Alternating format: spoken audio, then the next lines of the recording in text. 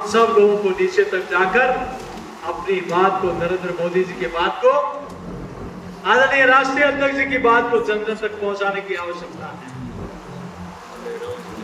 कोई हिंदू को आतंकी कह देगा और हम चुप बैठे रहेंगे, कोई हिंदू को हिंसक कह देगा और हम चुप बैठे रहेंगे, कोई राम मंदिर का विरोध कर देगा और हम चुप बैठे रहेंगे,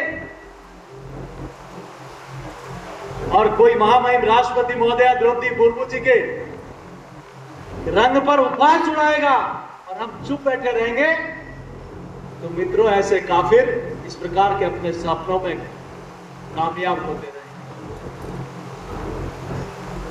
क्या ऐसे लोगों को सजा मिलनी चाहिए, नहीं मिलनी चाहिए? ईमानदारी से बताना।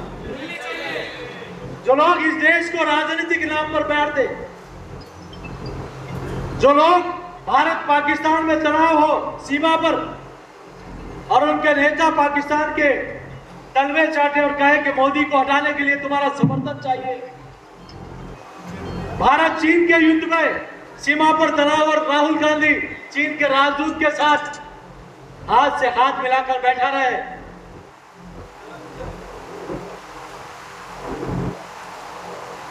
जो गोमांस खाता है और संसद में भगवान महादेव का चित्र लेकर आता है,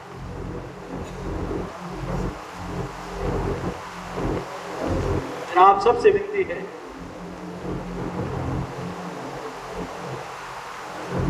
ये कैसी टोली है जो इस जिले का नेतृत्व करती है?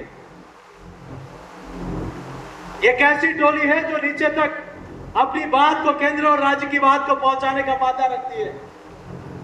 ये कैसी टोली है जिनके नेतृत्व में विधानसभा, लोकसभा का चुनाव हुआ, नगर निकाय और पंचायत राज का चुनाव भी होगा? आप सब लोगों से विनती है, इस बार दौसा में कमल खिलना चाहिए, कमल खिलना चाहिए। देखिए, भारतीय जनता पार्टी और आरएसएस के लोग अनलगर बयानबाजी करके देश में वातावरण बिगाड़ना चाहते हैं। इनके पास में देश के विकास का, लोगों के कल्याण का कोई विजन नहीं है। और अब की बार जो ये एनडीए सरकार है, ये तो बैसाखियों पर टिकी हुई है, इसलिए जब इनका पूर्ण बहुमत था तभी इन्होंने देश के लिए कोई अच्छे काम नहीं किए। सीपी जोशी जी को पूछिए, राजस्थान के मुद्दों के लिए आपने कभी देश के प्रधानमंत्री जी से मिलकर के कभी कोई बात की? नेशनलाइज बैंकों का कर्ज माफ की आप बात करते थे कि साहब हमने तो कोऑपरेटिव के किए, नेशनलाइज बैंकों के करेंगे, तो कभी जाकर के बात की? क्या स्पेशल जो ERCP योजना है, इसको राष्ट्रीय परियोजना घोषित कराने के लिए कभी इन्होंने कोई बात की? आप बताइए, अगर सीपी जोशी जी में ही दम होता तो प्रदेश अध्यक्ष थे तो ये भजनलाल जी मुख्यमंत्री थोड़ी बनते, वो मुख्यमंत्री बन जाते। वो भी ब्राह्मण थे, ये भी ब्राह्मण थे, और उनसे ज़्यादा पहले लोकसभा में ये गए थे, ये तो पहली बार MLA बने थे।